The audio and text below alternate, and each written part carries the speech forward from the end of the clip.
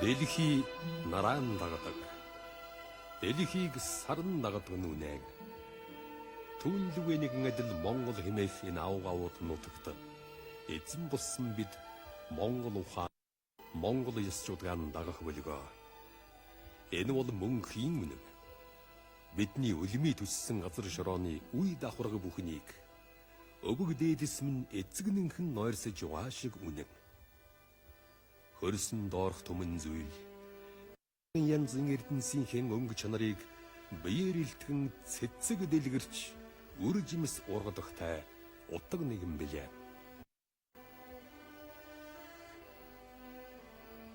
Хөдөө талмын малаар дүүрэн хөвчийн оймын ангаар бүрэн хөрсөн дороо эрднэр ариван хүний хэрэгцээ цөм багтсан яндаж болшгүй далай шиг яасан баян нутаг вэ. Ямар их хувь заяагаар бид нар эзэн болж төрвөө хэмээг. Бид зүрх сэтгэлийн угаас дуулсаар явна. Тэр л их баялаг дээр бас бидэнд 10 цагаан буян, ариван цагаан буян, ариван цагаан буян хэмээх 3 их буян бий. Амьдрахын утга учир хийгээд ардын гүн ухаан энд бий. Уулус газар шороо мал хийгээд ан өрөөс ургахын улаанаар сармич тийм тохиол жаргах зовох онох алдах дуулах уйлах хүн утга учир цөм энд байгаа. Ариун 10 ариван 3 нь төрүүлдээгээд бодоход цагаан буян химээх нэгэн их утга чанар тодрон товын гарч ирэх билээ. Энэ л цагаан буян гэгч юусан билээ. Яагаад монголчууд бидэнд үеэс үе дамжин өөр удамд маань өвлөгдөн үлдэх учиртай билээ. Бид ийм их өв хөрөнгөтэй билүү гэж малтайнч, малгүйнч, машинтайнч, машингүйнч бодох билгүй. Түүний учрыг бид өндөр хишигт өвгдөөсөн. Өнөр баян уулуснаас анч асуулаа.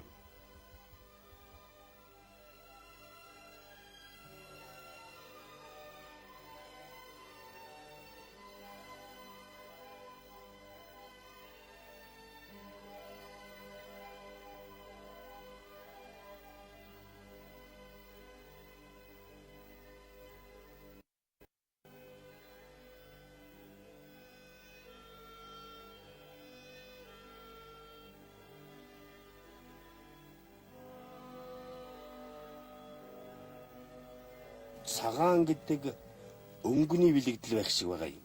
Тий. Энд тэгээд ирнэ ямар учиртай. Гэхдээ зүгээр цагаан сар гэж нэрлэдэг нь ер нь уг сар бол би дээр үед хөрчүүлээс дуулахдаа хар сар юм гинлээ. Тэгээд тэр хар сард цагаал чинэлж таарсан. Тэгээ энийг харыг цагаанаар тайлж цагаан болгоод нэрлсэн юм гэдэг болсон. Цагаан сарын өглөөд харавсар нүүр гараа угаадгүй. Бүлэн заавал тийм цагаан угаад. Тэрүүгээр одоо цагаан сар гэж нь цагаан сар одоо дээр үед одоо хамбархан гэж одоо морьтой ирдэг. Энэ 3 харга нь 3 цаас гэр дээр байдаг. Тэр хамбарханыг л одоо их ундаал барьдаг. Тэрийг л угтаж барьж ил тийм камераар нүүр бүлээ авсан. Тэрүүгээр л одоо гэж нэр юм учиртай л хөөцөл тэгж ярьд юм байл. Ярьжсэн дээр намайг. Тэгэл тэрүүгээр одоо нэг нас нэмлээ гэж одоо тэр нэг нас одоо их хүндэлж одоо байдаг. Төр ёсон дагаж төгөл рүү ханаан дээдэлж төрөл ургаран зэнгэлдэх цагаан сарын шиний нэгний бэлэг ийхүү ардын ухааны хэвлээ. Гал хулган жил хуучирч улаагчин үхэр жил ирж байна. Ихэс өвд өн хүндэлж ижил ханяан дээдэлж үр ачаан үндилгэх нэгэн ээлж ирж байна. Бол мөнхийн тойрог түүнчлэн хөдөлмөрлөх гэдэг хүн төрлөختний нийтлэг билээ. Харин монголчуудын тухайд бол өөр хэрэгэ. Цагаан буян гэдэг ухаан энэхэн бөмбөрцгийн өөр хаана байдгийн болоо. Монголчууд буян хураах гэж ярьдаг. Бас буяндан босор орууллаа хэмээлцдэг. Энэ юу гэсэн үг вэ? Гэтэл буян хэмээх нэгэн ухаан, баян хэмээх өөр нэгэн ухаанаас ямар ялгаатай вэ? Баян байна гэдэг буйных уу? Буянтай бүхэн баян байх уу? Сүсэг бишрэл, шашин гэдэг бас нэгэн ухаан. Гэвч нүгэл буйны тухай ойлголтыг ардын ухаанаас зээлдсэн билээ. 10 цагаан буян хэмээгч юунаас хаахнаас бүтээдэг вэ? 4 зүг 8 зогсон 8 шүтэн дээд хөх доод хөрст газар бас 2 шүтэн тэдгээрээс нийлж 10 цагаан буян бүтдэг хэмээх ухаан шашных бус ардных юм санжээ.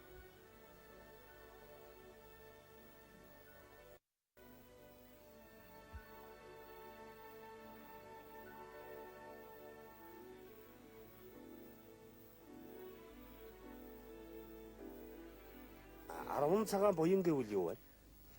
10 цагаан буян гэдэг чинь одоо ер нь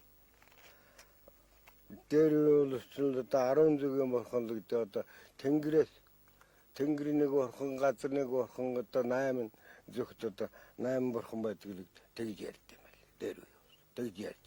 Тэрээс тэнгэр нэг бурхан, доошоо газар нэг бурхан. Газар одоо тэгээд 8 зүгт 8 бурхан. 8 зүгт 8. Ингээд 10 бурхан байдаг. Ингээ 10 бурхан байдаг л. Урдыг ууч хөгцөл тэгж ярьж. Тэрийг сонссон. Баян хүн баяжхын ухаан бүхэн буян болдгоо. Их Монгол орон малаар баян. 2 сая гаруй хүн 28 сая малтай байхад баян гэхээс өөр юу гэх вэ? Түүн дээр ил болоод далд байгаа бүхнийг цаглшгүй их хөдөлмөр зүтгэл цэглэшгүй их Монгол ухааныг нэмэхэд бид нэгээс түм нэгжээс бүхэл хүртэл бүгдээрээ баян босоо. Малгүйсэн бол талнуудыг мааны зүгээрэн, малчдгүйсэн бол газар шороо мааны эзэнгүйдэн.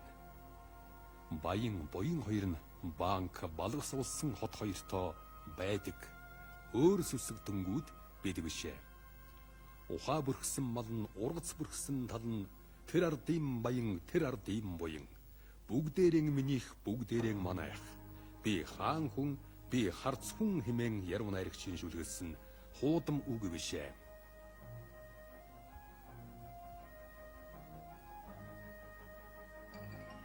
Ямар нэгэн одоо ариун сайхан цагаан сэтгэлтэй, үнэт сэтгэлтэй, харвараа санахгүй, холгой зэлгийг хийхгүй, хотлын гэлэхгүй, хойч залгамжлах, залуу халуун өсгөрийнхаа үр хөвгтүүд бол цагаан сэтгэлээр одоо хүмүүжүүлж явах, сургаж явах, одоо ийм л ёстой байх гэж бодож байна. Та одоо тэтгэврт хэдэн төгрөг авчих вэ?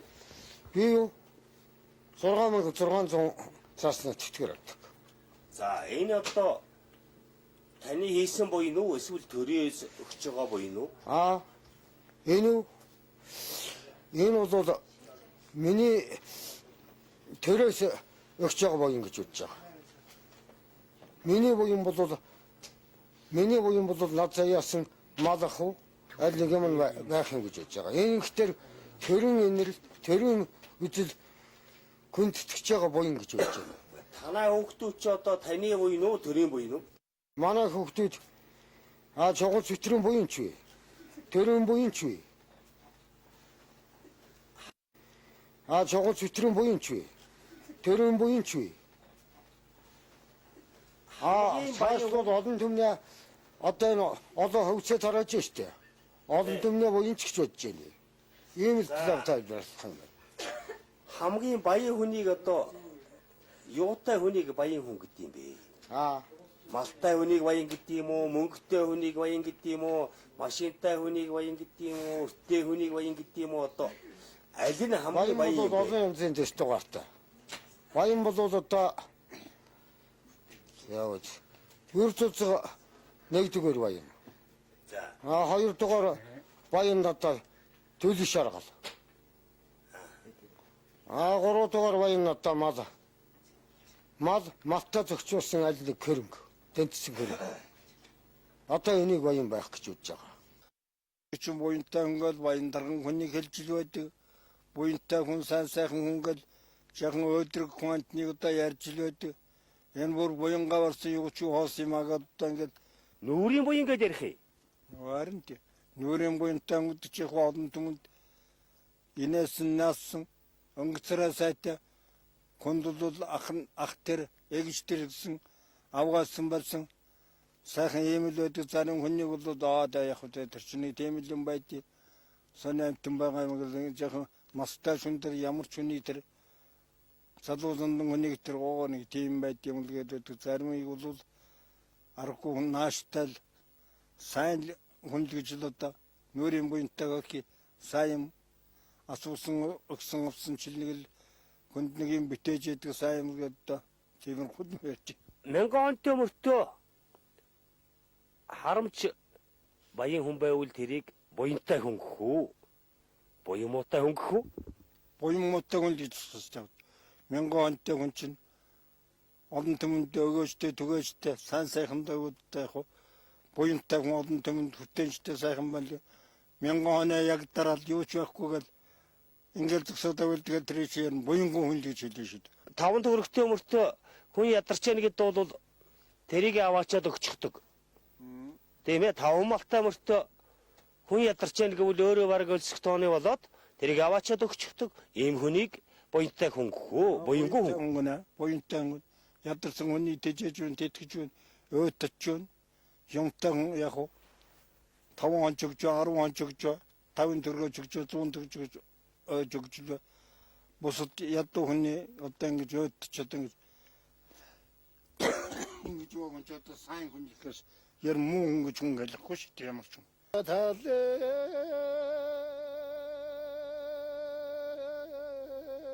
Чичигэ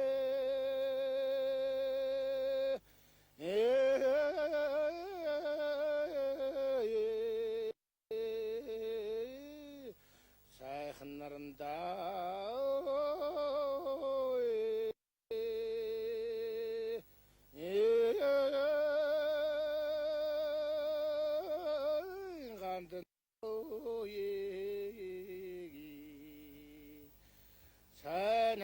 Энийхэн тэнгэрийн ян энгис хийгээд хуршхан гэмэн яахав дээ нэгэн цагийн хуршүү дээ энэхэн улсын янз нь энгис хийгээд шоодн гэмэн яахав дээ хэттийн заяан мэдэн хэмээн шар талын цэцэг гэдэг энэ дуунд дуулдаг байлгаа шар талын цэцэг нь сайхан нарандаан ганддаг ертөнцийн энэ авгай хэмнэл утга учирыг аялгуу дундаа хэлсэн алтайчууд бас лавгайх ард түмэн билээ.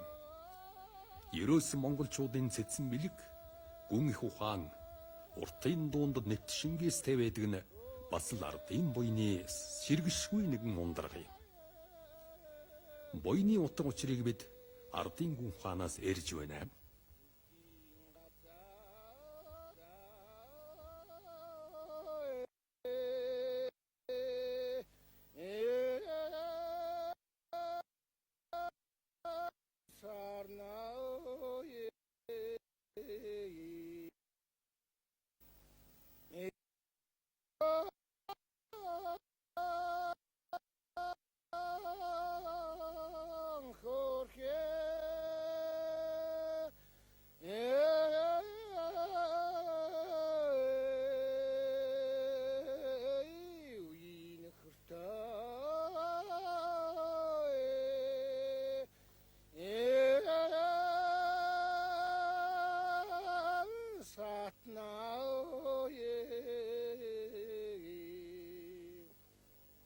За энэ ертөнцийн одоо 5 махбод гэж юу ордог байна? За гал ус хий шороо ертөнцийн 5 махбод 5 чанар 5 өнгөтэй байдаг гэсэн. Тэгэхээр чанар нь юу гэсэн үг вэ? Та нэг хэлж өгөхгүй юу? Шороо махбод зөөлөн төмөр махбод нь хатуу гэсэн юм ойлгосон. Даарх нь одоо юу вэ? гал махбод муудснахаас л даардаг байх гэж бодчих. За тэгвэл одоо цангах нь ямар учиртай байна? Усан махмад хураасна тэндэг. 아리운 гэдэг юм одоо юу вэ? Би ариун гэж одоо ариун юм ч одоо хүнд бол сэтгэл ариун юм. За, ертөнцид бол гажээтэй сүү ариун дээр сүүл ариун байгаа юм л да. Тогоо усандаар халдвар сүүхэд тэр цайдаг. Сэтгэл дэрэгдээд л. энэ ертөнцийн одоо махбод гэдэг чинь юу юунаас тогтдог вэ? Тэгээд энэ нь ямар чанартай, ямар өнгөтэй юм бэ?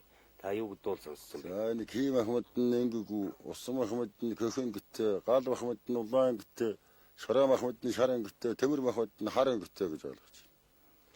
За, тэгээд энэ чанар нь ямар байна?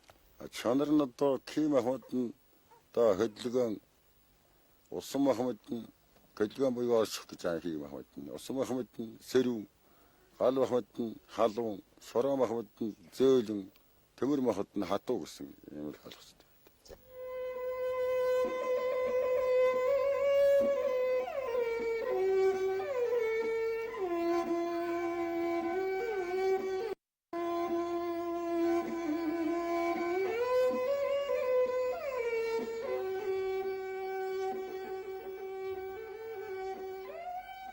ертөнцө гэж ахын мөн чанар нь энэхүү таван махбод. Тэдгээрийн таван чанараас үүссэн бөгөөд бодтой болоод хийсвэр сэрэл үйлдэл хатуу зөөлөн халах хөрх хийгээд өнгө үзэмж амт үнэр бүхэн бий билээ. Үүнээс л сэтгүү бичээж ертөнцөд цагаан сүү ариван хүнд цагаан сэтгэл хамгийн ариун хэмээн айлдаа бизээ. Түүн дээр шудраг ариун хөдөлмөрийг нэмэх учиртай.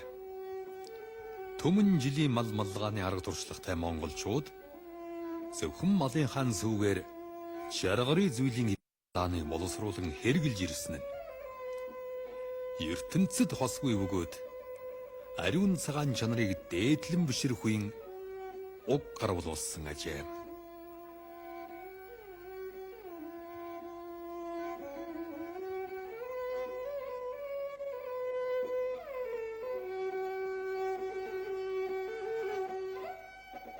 Идэ, бор идэ, улаан идэ гэж байх юм. За эдгээр ямар учиртай юм? Юугаар ялгаатай? За миний бодоход бол цагаан идэ бол жин одоо малынхаа сүүгээр хийсэн идэг бол цагаан идэ гэж бодож явдаг. За улаан идэ гэдэг тэгэл одоо мах юм уу та тэгэл улаан идэ тэгэл мах цагаан идэ холилдсон ийм идэг одоо энэ бор идэ гэж хэлдэг бол Тэг одоо ямар учиртай идэ байна? Цагаан идэ бол одоо малаас гарсныг л одоо манайс өөрснө юу хийгээл боловсрол тараг идэ ямар хийгээл одоо цагаан идэ гэдэг одоо ийм л учиртай байх гэж боддог юм. За тэгвэл бор идэ гэдэг нь одоо ямар идэ? За бор идэ бол бор дээр нь махал гэлдэг бор. Монголчууд бид нэг эртнээс сүүгээр хийснийг цагаан идэ мал амтны гаралтайг нь улаан харин ургамлаас үүсэлтэйг нь бор хэмээн нэрийдэж тэдгээрийг хэрхэн хэрэглэх ёс журам ямар үед алийг эрхэмлэх болон цээрлэх хэнд ямар идэг хэрхэн барихыг хүртэл хатуу тогтвон журамсаар иржээ. Ялангуяа улаан идэний зүйл нарийн горимтай. Жишээлбэл баяр хүндэтгэлд зум шүүс тавих их нарийн байдаг бол бие давхар бүсгүйд хүүхэд сэтэрхий уруултай гарна гэд тэмээ туулай мах амсуулахад нагцын дэрэгд дал барьдгүй. Тэгвэл хүндэтгэлийн идэг ихсийн өмнөр орж зоогсон болж жудаг алдна гэх мэт. Ийхүү хүнд мэндэн шингээж 1000 он түмэн жилийн цэцгийн 3 сардч цасан шуурга борооны үйдэж жаргах зовхын алж цагт үл омт хоёрын иржээ.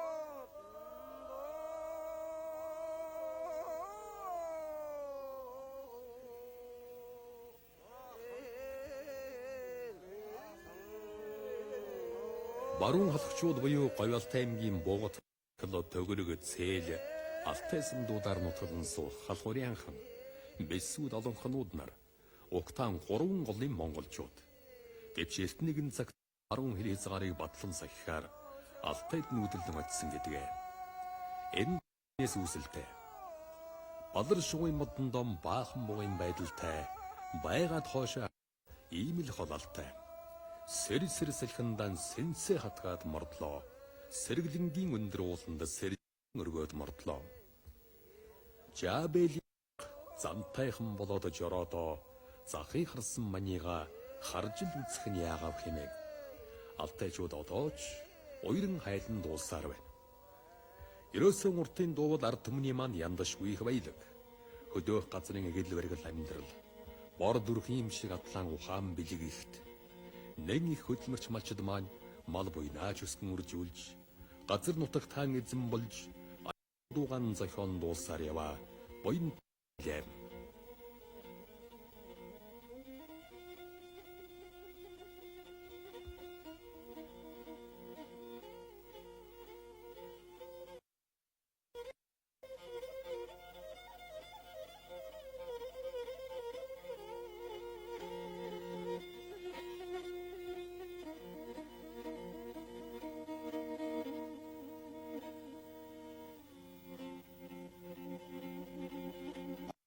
Тололоо. Манайх энэ жил 292 тэмээд алуулаа. Өхөр хэдийг тололоо. 30-аад өхөр талуулсан. Хонь. Хоньг 100 гаруй онтой. Ямаа. Ямаа нэг 100 гаруй ямаатай. Адуу. Дууны 30-аад адуутай. Хамгийн ариун их юм гэж одоо юу гэлт юм бэ? Монголд юу байт юм бэ? Би одоо малал гэж боддгийг. Хамгийн ариун их юм. Наач. За, өр төрөө ариун их үү? Ихээ.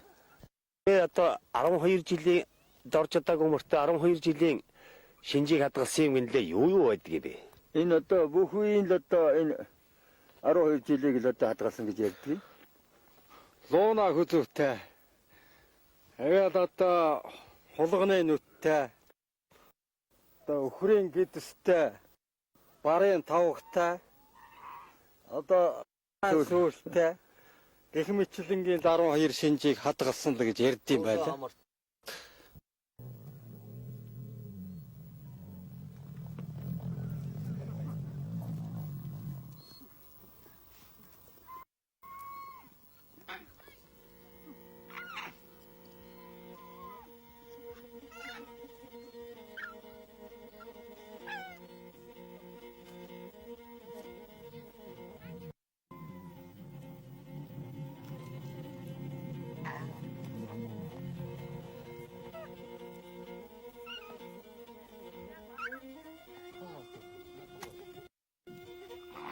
Газрын ам усан гэлээ.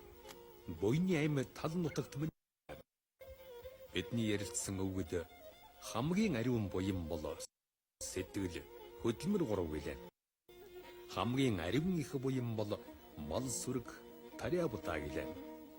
Бас өвгдийн мэрэгэн сургаал түүх шашторт 10 цагаан буян юу хэмээвэс амьтны ам хөнөөхийг зээрлэж авран өршөх ахыг бас өхийг эрхэмлэх, зохистой аашийг хичээх, ам олон тайвныг эрхэмлэх, үннийг дээдлэх, зөөлөн элдгийг дагах, ил үгийг барих, өөрөөс бусдыг хүндлэх, ихсийн ёсыг дагах, хүнлэг ухааныг дээдлэх, тэр арга болно хэмээжээ.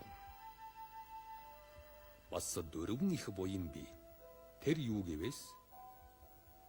Эрхэт ёсыг шүтэх эрхэм буян, эрдэм ухааныг хичээх дээд буян, эцгийг мартан хөдлөх дунд буян, эд хогшил хураах доод буян хэмээсэн ажгүй. Ардын буян ард даам бий. Тэр нь аль буй хэмээвээс наран мандах дорнотоос саран хэрлэх алтай хүртэл. Өргөн алаг шишигдийн тайгаас өмнийн цэнхэр говь хүртэл. Өргөн удам газар нутагт мань бий. 5 зүйлийн мал сүрэг, тариа удааны хөрш роонд байна. Ухаан тардын маань сэтгэл зүтгэл хоёрт байна. Мянган адууны баяраа мөдхөн хийх гэж байгаа Төвэмгийн цэми малчин чойндон байна. 262 тэмээ тоолуулсан Говьалтай аймгийн Төвөрг сумын Ваанчиг заанд байна. Сар шинийн бэлэгт өдөр бидний өмнө 3 зүйлийн 5 тансаг идэ удаа эгэлгүй дээд эрхэм марин хүнд мэнд тал нутаг дүүрэн энэлих буйны товчоом болон сүм бүгдээрийн хурдаг жамтай.